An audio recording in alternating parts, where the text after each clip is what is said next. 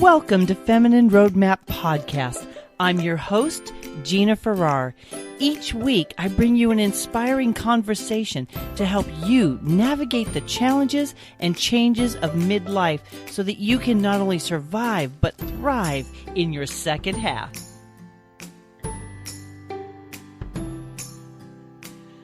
Hello, Feminine Roadmappers. It's Gina here. I am so excited about this conversation today.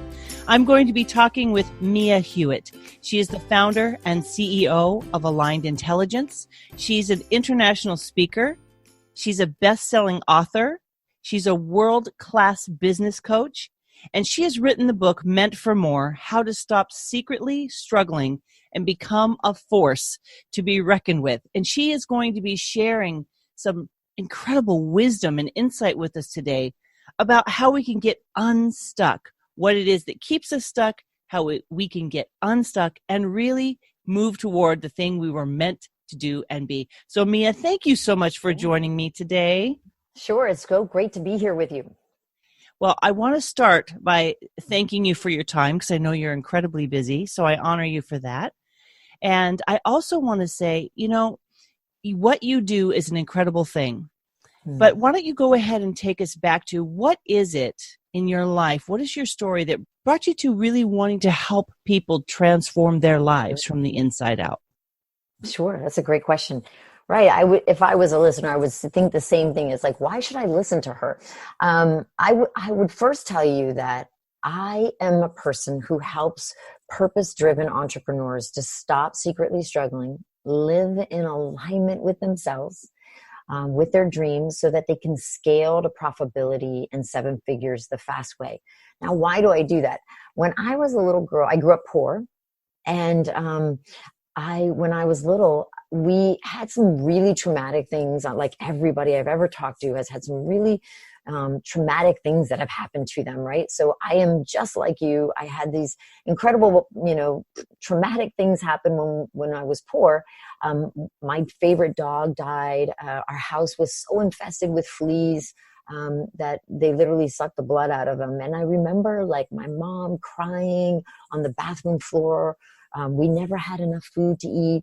And I just remember making a decision as a really young girl that I didn't know how I was going to do it, but I never wanted to be this helpless. I never wanted to feel helpless, and I never wanted my mother to feel helpless. I didn't want anyone to feel like they had to be helpless. I really wanted to know a truer freedom than that I had ever experienced. So I became really obsessed with really understanding how success works. Why do certain people have it? Why do people not?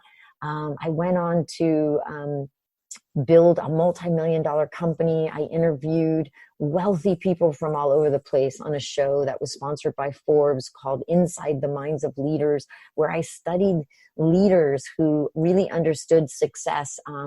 And the interesting thing that I found in all of this was there was a lot of wealthy people, like really wealthy. I've worked with billionaires who it comes natural to them. They couldn't explain to you in the way that I can explain it on how they became wealthy because it was so natural to them.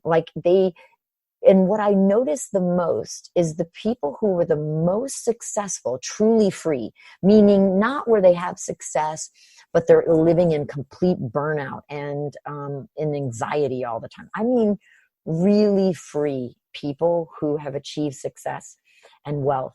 And the interesting thing that I found is they didn't have this internal conflict. Right? Like, have you ever felt that, Gina? Like that internal conflict of, like where you feel like you've got like two parts fighting each other? Absolutely. Yeah, that right? happens. It's the journey of life. Yes. And I remember like reading some Indian folks, story of like, it's about the two wolves inside, right? Which one do you feed? Which one do you feed, right? And it made sense to me, but I couldn't really get my head around, well, how do I have these two wolves? Like, what is that? Mm-hmm. And inside of like, becoming super successful and not really feeling like I had arrived, like I felt gypped. I felt like I worked my whole life to get to, and I thought when I got to $1 million, I was going to arrive. I was going to feel confident. I was going to feel secure. I was going to arrive. Not that I was going to be better than other people. I never had that. I'm not an arrogant person of any kind, but I just felt like I would be like, yes. And then my arrival never came. And I was really disappointed, like really disappointed, like really in a transition, like many people that you spoke about that are your listeners, of how I really felt like, is this all there is? Like, did I work this hard my entire life to get here for nothing? Like, it was like almost a letdown. And so inside of that, I went to work to really figure out, like, what was this in me? Why was I a wealthy person who felt inadequate? And what I came to realize is that prior to the age of 7, we don't have a conscious mind as children. We only have a subconscious mind. And so why is that important? Because everything goes in the feeling place, in the feeling mind, as if it's truth, even when it's not. So whatever somebody said to you that, really had you feel an immense amount of shame, right? One of the fastest way you can get your mind around it is if whatever your earliest memory is of where, before that experience happened, prior to it, you trusted yourself, you trusted others, and you trusted life. And then this experience happened. And the experience wasn't like what you never even knew that it could happen. So in our society, most people think that in order to have a trauma, you have to have been severely sexually abused or severely beaten. And those are definite traumas. But what I'm talking about is I work with a lot of entrepreneurs, either that have had those, but also even an entrepreneur who just was raised by a moody parent. You see, a trauma happens when the child is growing and developing, is when the child experiences a broken trust, right? And then they feel this immense shame. They were shamed or made to feel guilty for something that happened that they didn't even know could happen. And in that moment, they make a decision about themselves that there must be something wrong with them.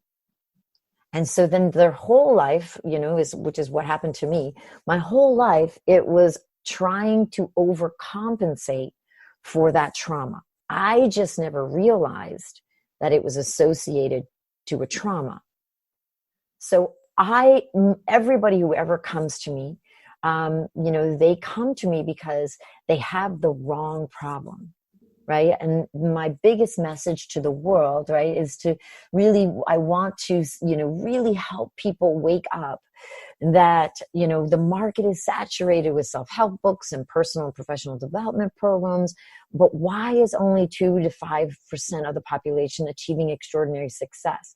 And I want you all to consider that the real reason is because we're trying to solve the wrong problems. See, everybody who comes to me always thinks that the problem they have is something external. Most often they think it's outside of them when it's internal, right? Like they'll think that they're not making the money that they want to make. So they think it's because people don't have money. So they think it's outside of them, where really the real issue is they're trying to sell something that no one really values. It's either a symptom, something, not deep enough that where there's enough pain that people would value solving. So they've got the wrong thing that they're trying to solve. They'll think that they have a problem with focus. I have a time management issue, right? I don't know how to focus, when really they have an inability to say no because they're in that trauma of people pleasing. So it's never what they think it is. And it's always because what is really stopping us is in our blind spot. Does that make sense? Absolutely. I'm thinking of people that, we get hung up on stories like procrastination. Yeah. Or things like that. And we become like, oh, I'm such a procrastinator. Yes. Or I'm such a this, or I'm such a that. And that's what I hear you saying. People get stuck on that story about who they are, and it keeps them from the real truth. 100%, because it's never that they procrastinate. We would have to look and see, well, why are you procrastinating? What's the real fear? And oftentimes when people say, well, I'm just really afraid of failure. But that's never the truth. The truth is nobody is afraid of failure. They're afraid of people watching them fail. So they're afraid of the judgment of people judging them, which is why it all re-triggers the shame and guilt from the original trauma, right? It's never what they think. It's always associated back to the trauma that existed when they were 3, 2. I had one lady that she was 15 months old, and you would think that, like, how do they remember that? But it's like, it's when you're guided back to this, it's very easy to, like, all of a sudden your subconscious mind is like a computer. It's like a programmer. And as soon as you begin to ask it the right questions, it literally just gives you the images and the message you need. So it's not really difficult. But oftentimes it's just that people don't realize that that's really where the problem is. So they're looking for something else when in truth, it's actually something totally different. Does that make sense? It totally makes sense, which is why we get stuck, right? We're stuck Right. because we're looking for something in the now. And it really has a lot of our roots go all the way back to a time that we weren't consciously aware because we didn't have the ability. Correct. To the truth at the moment. We created a truth to cope. Is that true? Yes, that's exactly right. Everything then becomes a way to compensate for that shame and guilt. And so everything becomes a compensation. So, I grew up shy. Well, the truth is there's no such thing as shyness, right? It's just a fear of people's judgments. Right. So all these labels then that we then, our parents say, oh, she's just shy. Well, there's no baby born with shyness. So, it's just funny, the things that we do to try to compensate. And I mean this in the most loving and compassionate way without any judgment. Our parents were doing the best they could with the knowledge and information they have in general. Not all of them, inside some definitely caused extreme harm, but in general, the things that were said to us were only being repeated from what their parents said to them. So there are just a lot of beliefs, ideologies, attitudes, judgments that just get passed down from generations to generations, which make up a perception of reality, but it's not reality.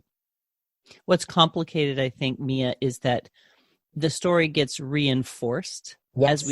as we stay in relationship with the people who are so comfortable with that story. You and I talked before we hit record that it becomes like a best friend to them. Yeah. It's the comfortable feeling. It could be the unhealthiest feeling in the world, but that's the safety or that's the comfort because they know how to behave in that context. Yet That's they exactly feel right. stuck and trapped wanting something different when that's the reason they can't get to that feeling, that That's best exactly friend right. emotion. That's exactly right. So it's like the devil, right? They always say, right? It's like, but the problem is not only is it the devil, but let's just say, for instance, I'm going to pick up the last woman that I just had, and she was raised by a mother who was constantly, mood swings. So she always felt like she had to walk on eggshells.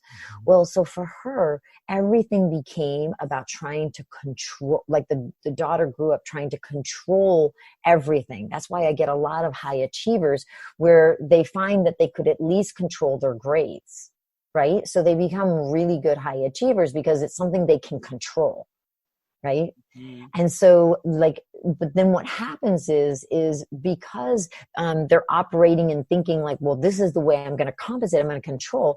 Then they try to control everything, which will eventually break down, right? Because you can't control like your staff and control your husband or your partners. And, and then when they don't know how to deal with letting go of control, because once you heal the trauma, what happens is that doesn't mean they have the skills to now that if they didn't, right, if they didn't have the control, well, what are the skills that that person would then need to develop in order to now be in their power, being able to be in any conversation, in any situation with any person, and never losing their power. So I teach, not only do I first have to heal the trauma, but now I have to help them with the skill sets so that they really feel free to be this powerful self that they've always wanted to be, right? And be able to bring that into any area of life. And when you do that, then money just is a byproduct of that freedom, right? Like when you're free to be you, and you can truly serve, and you have a product or service that truly provides value, and money is a natural effect of that cause. So you're going to naturally make money, and that's where true freedom really comes from. So you being free to be you first, and then putting it to a product or service that really fulfills you and being that expression of freedom, well, then life just doesn't get better than that. Like I've made all the money, and I can tell you that without feeling free and then doing what you love as a natural self-expression to match that freedom, there is no greater fulfillment, in my opinion. I love how you talked about how important it is to heal the trauma. 100%. But then the truth that once you heal the trauma, that's just the first step, because our skill set hasn't shifted just because we have healed the trauma. Right. If you've been trying to control everything, and you've been avoiding how to have conversations, the hard conversations, you don't instantly get now, even though you've healed the trauma, you don't instantly know how to go through difficult conversations, right? So there's skills that you have to learn. It's not hard, but you do have to practice them. That's why everything that I do is experiential. They're not learning concepts. I actually take a small group of people, and I actually have them in a very safe environment do these skills so that then they can go out in the world and do them with anyone, right? Because if you don't actually, you get better by doing better, right? You don't get better by imagining it. You get better by doing better. So putting you in front of a small group, I had a woman who she got reprimanded by a teacher in 3rd grade, was her trauma. And she could from then on out, she never was able to walk into a front of a room, get up and talk in front of a class. She just completely would just go. Now, the interesting thing is I was beat up in middle school when I was 13 years old. Somebody mistook at that time I was shy, which is just a fear of judgment. But it was a girl that mistook my shyness for being stuck up. And so she beat the shit out of me, right? So I had this trauma of being in front of the room because it happened in front of all this group of people. And I remember hearing the kids scream, "Heather, Heather." And in my mind, they could have been rooting for me, but in my mind, I made it mean they wanted this girl to kill me because my mouth blew up. I was bleeding everywhere, and so forth. And it took me. Now I can get up in front of, hundreds of people. I just did a talk. I'm a paid speaker now. So I just did a talk in front of 100 women. But before, the trauma was in my body. So I had to heal the trauma and then allow that to work itself out emotionally so that I no longer shook, because my legs used to shake violently when I would get in front of a room, because that's where I experienced my trauma. With the same thing with this woman who it happened in 3rd grade. Then I was able to, in one short weekend, as part of a group, put her in front of the group, in front of everybody, and have her work that through so that she no longer lost her, focus, was no longer like not there, right? Is what happens. We go unconscious in order to avoid and survive. And so these are real people with real traumas, right? That we're healing here. It's not fluff, and these are the things that really stop people. Like, these are the reasons why a person, she used to procrastinate. Well, of course, if you had gotten ridiculed and embarrassed and shamed in front of an entire class, and you had that in your subconscious mind, why would you want to go out in front of a class or a room or a speaking event? And now she's, wants to be an entrepreneur. She's not going to be able to overcome that without healing the trauma first, going through this process so that she can literally be in front of the room and never lose her power. Now she's completely free. That woman, when you see her, she doesn't even look the same. I saw her in a picture just recently that she sent over because she helps high achievers now. And she just glows like gorgeous, and she's in front of a group, right? Isn't it powerful how our minds work though? Oh yeah. You and I both walk through this journey with people. I don't do it for business purposes. I'm usually working with women in a personal, they're shifting from parenting to the next level, or grief of losing a spouse to what do I do with my life now? But it's the same story. You get to talking with them and these traumas rise up and they're literally driving the train of their life.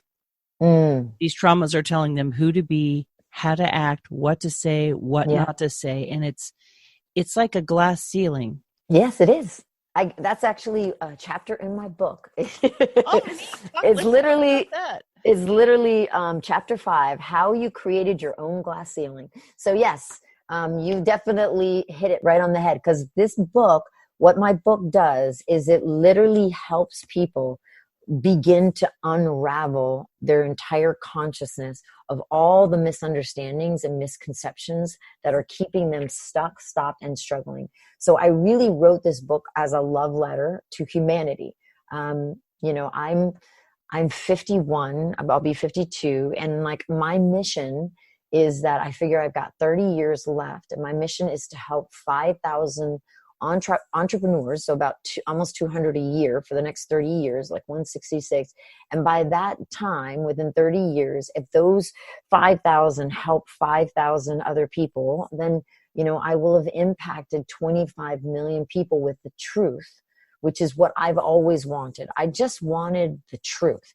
And so the interesting thing that I found in building success and so forth is the 2%ers that really understand how to build it, they are not the ones who are talking out there. They're not the ones really expressing how to make money. Why? Because they're the smallest population and they're afraid of being attacked, right? And so they're not really telling, and they don't understand the trauma. A lot of them didn't even have those traumas. That's why they were so free to become who they were free to be. That's why, making billions of dollars was easier for them, right? But for the rest of us that, for myself who grew up poor and really had to really work through all this, I want people to have the truth. That's the most important thing to me. You talked about misunderstandings and misconceptions. And those words really struck me because we live in a truth that we have come into such agreement with. Yeah. And we don't even realize that most of it is just built on misunderstandings and misconceptions. It's all a lie.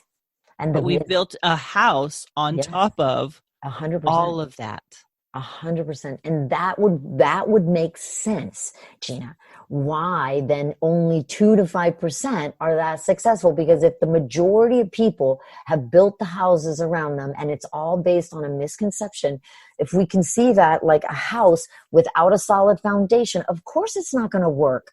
You can't put the roof on if you don't have the floor in right. You know what I mean? Like nobody would ever think to do it that way, but it's the same with our minds. Mm-hmm. If you don't have the foundation right, then of course you're not going to build the success or the life that you really want. It's just not, it's not because it's only for the lucky few or, it must be because, they knew someone. I knew no one. There was no one in my family that was successful. I'm totally self-made. There's nobody who gave me $1. So that's why I'm saying it has nothing to do with, you have to have money to make money. No, you don't. You really don't. You have to understand the truth. And then when you understand the truth sets you free. Mm-hmm. And then your ability to create what you want, of course, is going to come from that clarity. So clarity is the most important piece. You've got to get clear first, and then you know where to focus, and then you know how to stay in that direction, and then you know how to achieve those results. So what I hear you saying is we often go after the end of the the roof. We need to back it up and have patience enough to build a strong foundation. Yeah, and again, I like, my heart goes out to everybody, because it's not that, I mean, if you would have said that to me, I was like, I'm a patient person, just tell me the truth. The problem is that so many people have this misunderstanding that where is the truth? Like like what I'm telling you is it doesn't exist out there. And so unfortunately, we have a lot of people, well-meaning, telling them more misunderstandings about it, rather than, you have to understand that so for me, it's always helping people getting clear with who they are first, right? And how they work. They have to know the truth between their ego and who they really are as an aligned self, right? Those are the two wolves that Indian thing was, was speaking at, right? Is understanding. We have to understand how we created the ego came from the original trauma.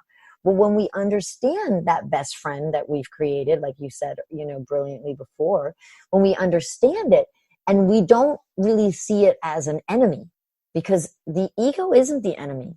I mean, I know there's a very famous author that wrote a book called The Ego is the Enemy, and he's wrong. Because he doesn't understand why we would form that. He's not understanding why, as a human being, we would have created the ego.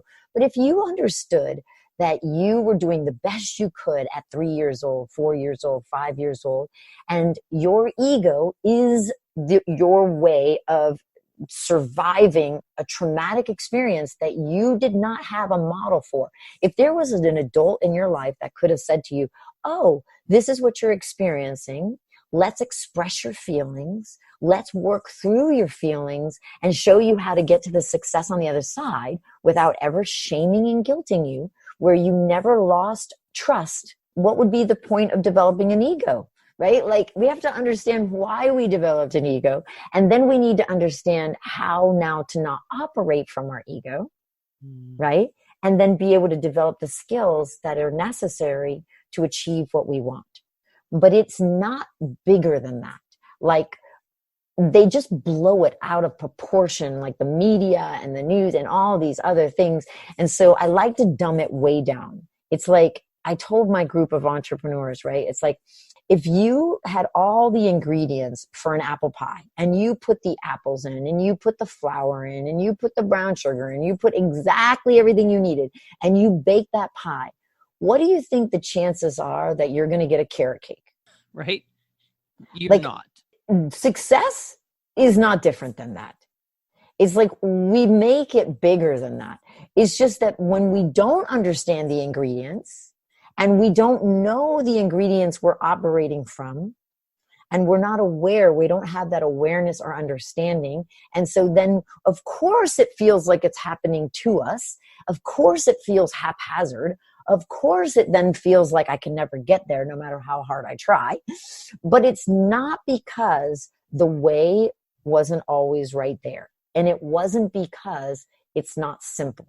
Mia, the chaos that we feel, do people tend to feel chaotic when they're dealing with the trauma? Is that kind of a defense shield that, it's hard to identify it maybe? Do people find themselves struggling to identify the trauma? No, when as an expert myself, because I know exactly how to guide them to them, is they have no problem.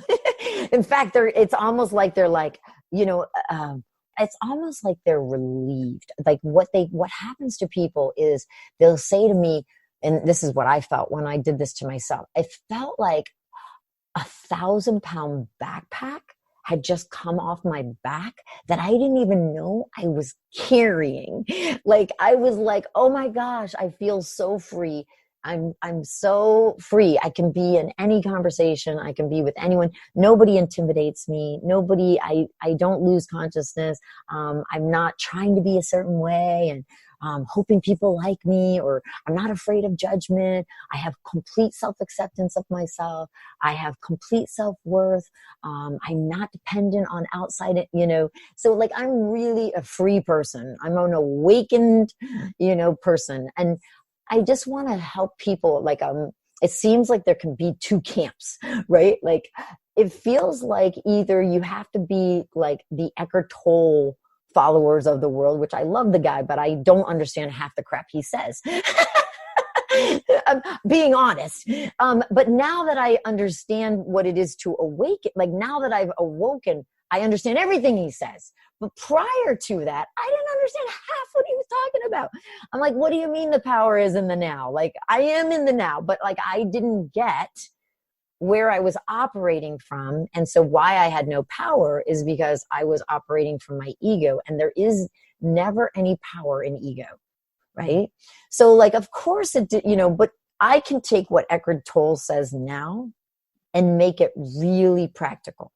I have people who are, Christians, of course, that were like, oh my gosh, I thought I knew the word, but now I really live it. Because what I coach is only truth. So truth transcends time, culture, religion. Truth is just truth. I don't coach opinions. So I only help people with the truth on how life really works, not what they were told life works. I help them with the truth in who they are, not who they became to survive.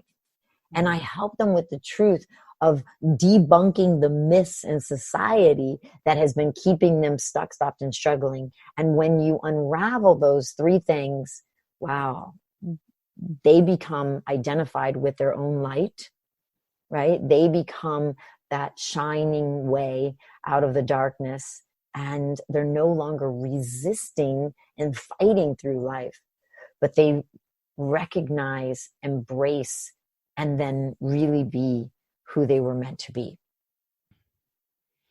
I think so many of us in the world of women that I speak to long for that kind of freedom. We long for that kind of being unshackled. Yes. Great word. Great word. Love that word. Yes. Unshackled. Yes. Because the truth is that, the interesting thing is when we think we're not enough, which is out of the trauma and the shame and guilt, creates the decision that we must be not enough. And when we think we are not enough, then we are always looking for validation from others. And there is the shackles, right? Yes. And so to unshackle that and really be able to live free to be you, free to self-acceptance, free to self-worth, free to self-praise, right? Without shame or guilt, just really being free and honoring everybody else's journey of their own freedom, right? So I honor people's, I really believe in everybody has the dignity of their own life journey, right? I'm not here to tell people who they need to be other than to support them in being more of who they truly are.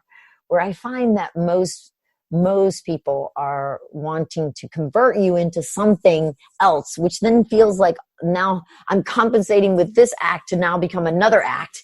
And okay, let me now try to pretend that. And it's like, no, let's just get rid of the shackles. There's probably a real fear of rejection. I'm thinking about people who have a role. We all have a role that we play in our families and in our friend groups and that sort of thing. And we know, quote, what to expect, right? Oh, Susie, she's always running late. Yeah. Oh, Barbara always has the answer, or so-and-so's always has to be in charge. I think becoming unshackled includes being willing to not be in that role anymore. Like you may have a similar role in terms of how you show up in the world, but you have to disassociate yourself with who people expect you to be. So that you can become who you're meant to be. I totally agree with you, because what happens is in those roles, that's what happens. When we become shackled to a role, it leaves us not having the ability to be free to choose, which is our greatest power, right? Our greatest power is choice. So I 100% agree with you. And I just want to speak a little bit deeper into it, because you said something really important even before you said that. You said, the fear, brings up a lot of stuff because of the fear of rejection. And what I would love, for everyone to consider who's listening is, that therein that is a misunderstanding, because for you to have a fear of being rejected, you would have to believe you're rejectable. And that in itself is it's a huge misunderstanding. Right? Yeah. And so, yeah. Somewhere something proved that point, if you will. It's in the trauma. Right? Mm-hmm. It's not that it proved a point. It's more so that inside of the trauma, it was the decision the child made that it must be that there's something wrong with them. Yeah. Right? That I must not be good enough, right? Is why I would be rejectable, because no baby is born believing they're rejectable. There's never a baby born that way, right? They develop that. So that's powerful. Developed. Oh yeah. It does not exist. I mean, believe me, I have spent 6 years, in being obsessed about this before I nailed this down to it. Like I really, have done my work and, tested on myself and others before I ever, knew, exactly. And then when I said, okay, I've got this. And I went to 2 huge people in personal development world that they have like over 1 million followers each, because once I knew this, once I really found where this was all at and know how to heal it and can solve this for anyone, I went to these top people and on different occasions, and I said, here, I have this. You can call it what you want. I'll show you how to do it. I will help you package it, but just put it out there and give it to the people, right? You've got an incredible audience. They say they stand for, fulfillment and growth and personal freedom. And both of them shot me down, right? It wouldn't have anything to do with it. And I thought, it's so funny because I really never thought it would be me, the one to take it. I just wanted the answer, Gina. Like I just wanted the answer. Like I just was so tired of the freaking lies. And I had spent a fortune. I've spent probably almost $500,000 of my own money on my own coaching. I've worked with the best in the industry. Like I worked with top people in our industry. And I love them. They're really great people. Some of them are really great people. Some are just in big acts and are in a lot of their own shame. And they just, in behind the scenes, all they do is shame and guilt you more. So they're on their own journey is what I mean by that, right? But what is fascinating to me is that out of all of that they didn't know the real answer. Like it was kind of like the Wizard of Oz, where it's like, I thought like you were going to know, like you're the best in the best. I paid you $50,000. I paid you $100,000 to coach me. What do you mean you don't know? Like, what do you mean you're just reframing me? Like reframe is like, well, just think differently. Like just change the way you think. Well, if I could have done that, I would have saved my money. I'm really not that ignorant with money. Like I really wouldn't have had to pay you all that money. I could have really just kept my money. Like it really blew my mind. And it really came out of my own frustration and feeling like, no, like there's a missing piece. And the missing piece is, it's a huge missing piece. And I know I've shared a lot of them, right? Because you have to unravel each misunderstanding. But the big, huge misunderstanding is they think they're looking for it intellectually. So they think, well, let's just reframe you and then that should fix it, right? Like, let's just fix it in the mind. But the thing that they're missing inside of that is like, I'm intelligent enough to understand, well, sure, I could think another thought, but I still feel horrible. So what they didn't get that I really get is that all behaviors are actually emotional. They're not intellectual. So they're trying to fix, again, the wrong problem. And when we try to fix the wrong problems, we only get more wrong solutions, which is why it doesn't work. So we have to really fix the right problem. That's a powerful thought, that all behaviors are emotional and not intellectual. Because, that's right. Coping with trauma, the trauma is happening in the subconscious mind, but because the subconscious mind is its own kind of animal, right? What goes in there, it doesn't have a filter for what's right or wrong. It just is. That's correct. Just stores and stores and stores. So our thinking brain is constantly trying to figure things out. That's the trap. Two of them, that's the two of them never meet when you're in that place of thinking so hard. You might come up with some fairly decent solutions for the moment. That's right. The long term is where that's what you're talking about. The long-term freedom, the long-term truth, the long-term power of being who we are and speaking our truth. All that thinking is helpful in the moment, but there's greater fish to be caught, I guess is the way to put it. And that's the shift that you're talking about. What I have to do is I help them heal it emotionally first, which then frees the intellect. Right? Once I heal the emotion, then the intellect gets freed next, right? It automatically comes up. They're just going about it the wrong way. Right? And so my intention is to really get the truth out there and have people discover it for look at the truth. Like I wrote it in my book, read my book.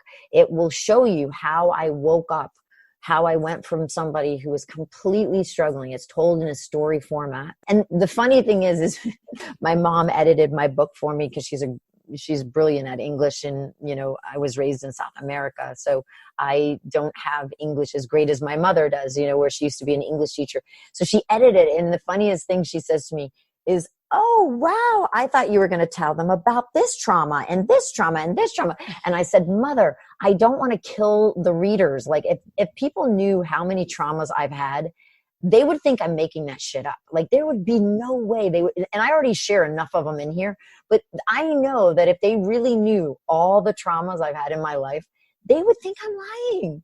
Listen, my partner is like, it took him for years, like, really? You've had that? Yes. And so, I know people who've had trauma, really, like the reason why they're like, "Oh my God, thank God I found you," is because they don't feel crazy around me. Because I know what that feels like, to feel like there's something wrong with you. Like you must be crazy. And then be told by a lot of people that you must be crazy, right? And you're not, you're like, "No, I'm smart. There's just something not right emotionally. I cannot overcome these things."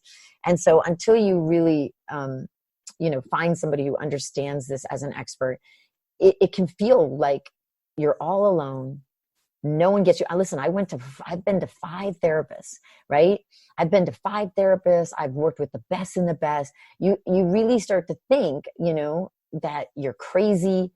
I'm all alone. No one gets me. I'm different, right? Like, and then people would judge me based on the way I look, which I could give 2 craps about. Remember, I got beat up for the way I look. So then they would judge me and they're like, "Oh, she just has it easy because, she looks like that." Meaning like, without even realizing, no, I actually got beat up for that. And that was a hindrance. Then I couldn't talk in front of the rooms and then I couldn't be with people. I have just so many traumas. It's, but the people who work with me are like, "Oh my God, where have you been all my life?" Because I just understand and get them all. Not only do I do that, but we can shift this fast. It doesn't take time. That's like a huge illusion. Like a lot of times people think it takes time because everything else they've tried didn't work. So they think that it must be, it just must mean that you just have to if it took me 30 years to get this way, it's going to take me another 30 years to undo it.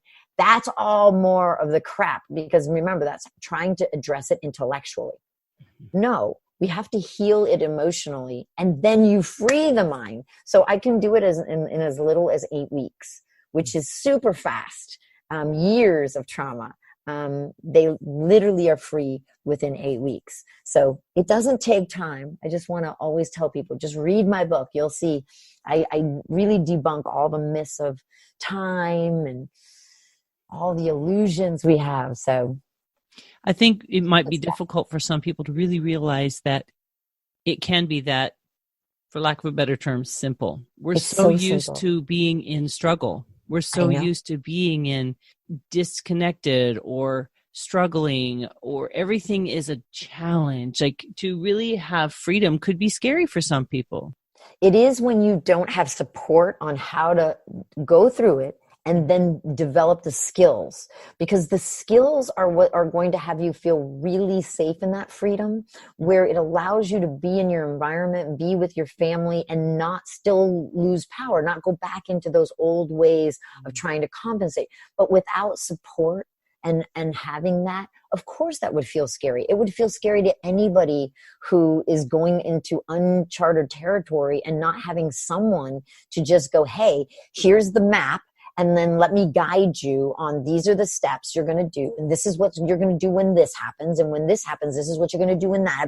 When you have someone like that, which is what I do for people, they're not scared at all. In fact, they're actually, that's why they're high achievers, because I was able, I can take anyone and, they can become a high achiever fast. So like an example of that is, I have a great story that really I have so many, but this one really stands out to me. So I get a lot of referrals, right? So all my people refer me people because of the changes they've had in their lives and what they're able to do from a place of freedom.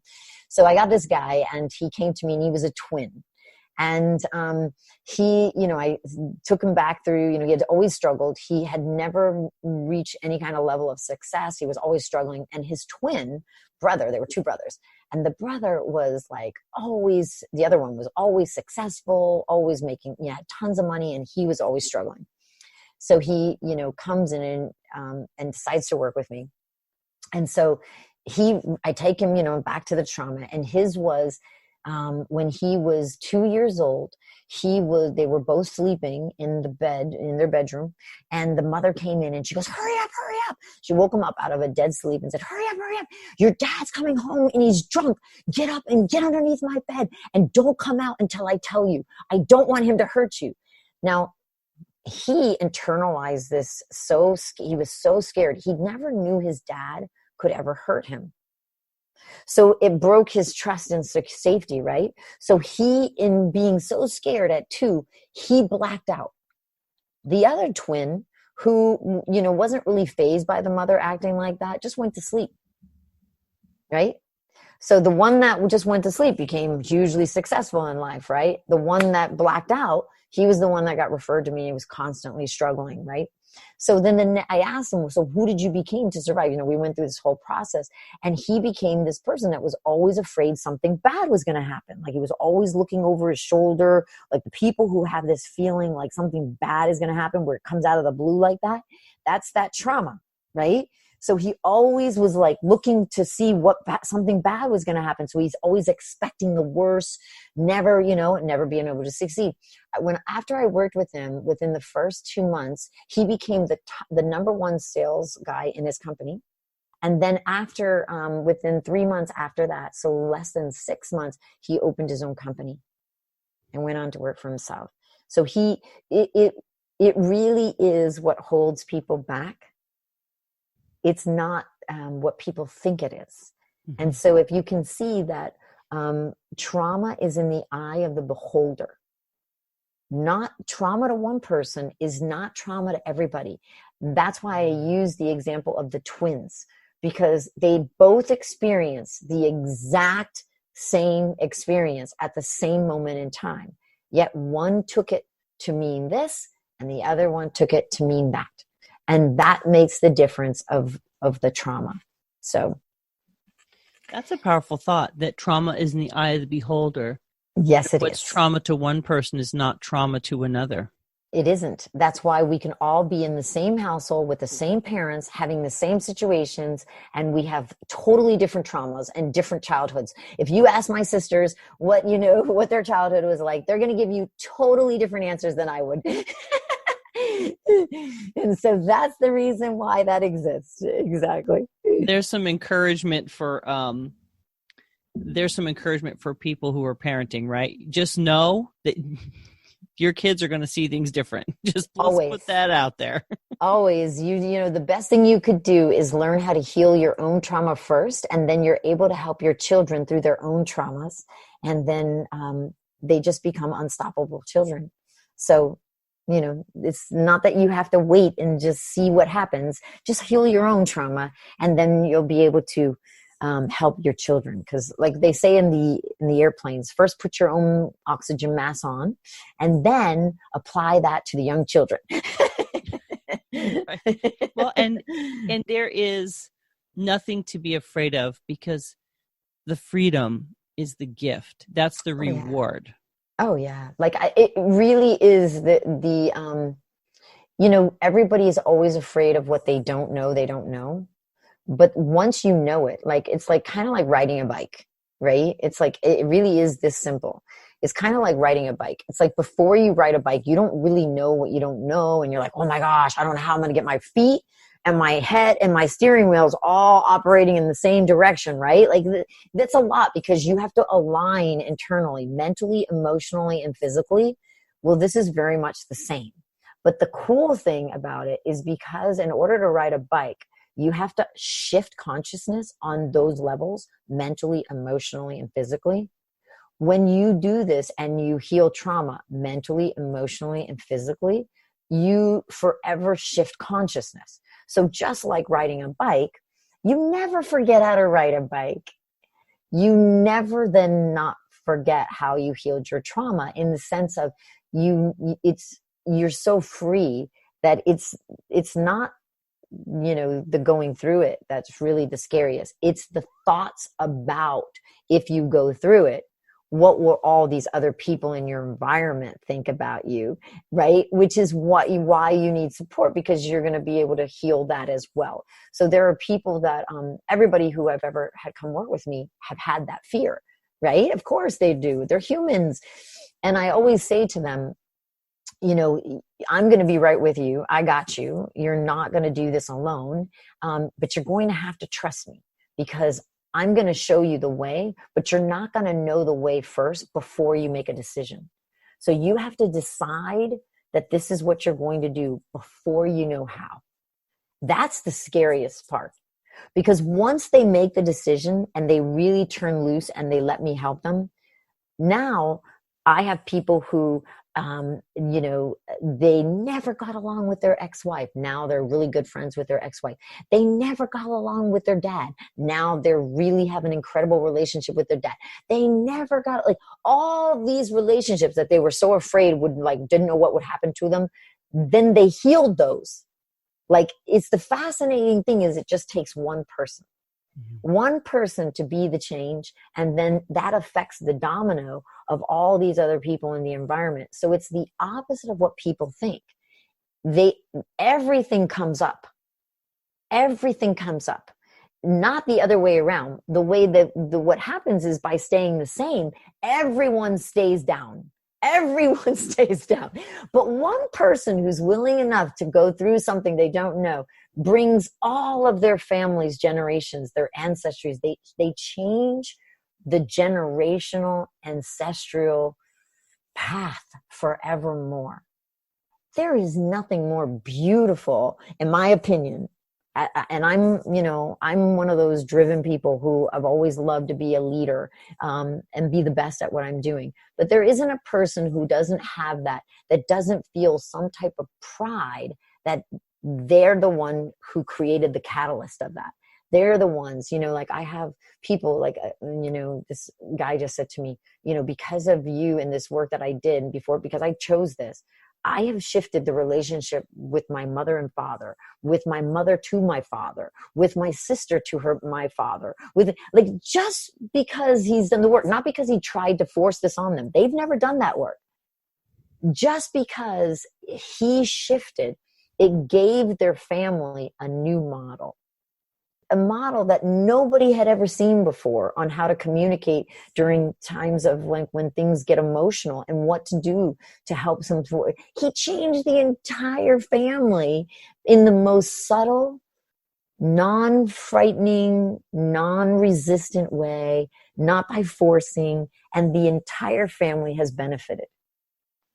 Like and that's the truth of what really happens. You know, people will say, my parents say they love me. They've never said that to me before. And they said, I never asked them to. I just started, saying it to them because I felt it.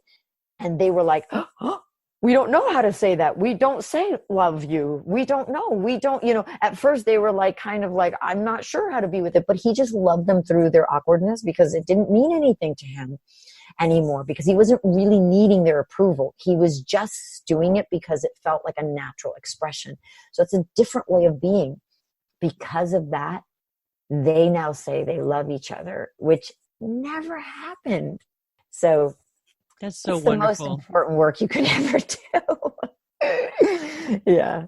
So what, Mia, yep. what three kind of takeaways? You've shared a lot of powerful information, and yep. we've touched on so many things. We've been skipping rocks, essentially, right? Yes, exactly. What three key kind of takeaways do you want people to kind of start with today? What three things come to mind that you can kind of give them to begin their journey to true freedom? And it's really healing. Mm-hmm. Absolutely. I'd like to, the thing that comes to my mind most is to awaken is a decision, right? It takes a decision to become identified with your light. Everybody has an incredible light inside of them, which is who they really are, right? Not the darkness they think they are. But awakening is a decision to become identified with the light of who they are. I also would love to remind them that all fear is a result of an attachment, right? An attachment to a trauma, an attachment to values being placed on an experience, and that all events are actually neutral. I would also like them to be, the last thing I would say is that, when you awaken and you make a decision to become your light and really shine, that it's by not fighting with the darkness, right? By not resisting what you don't know, right?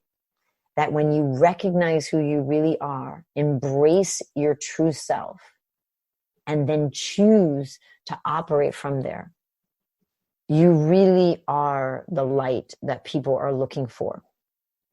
You're the light and the way. And there is no greater freedom from being that. I love it that it starts with a decision. It's always a decision. You decision. have power. Yes. Amen. I think awesome. The whole, feeling like there's nothing I can do. Mia and I right now are saying that's not true. That is not true. That's a lie. But that's exactly what your ego will tell you from somebody who doesn't believe they're capable. Right? Of course you would think that if you thought that, well, look, I tried that when I was 3 and it didn't work out. Right. But nobody showed you how to be capable. The truth is you are capable, even if you don't know how. So much freedom in this conversation, Mia. And again, I want to thank you so much for bringing your light and your wisdom and your passion to the podcast and for my tribe today. I really appreciate you.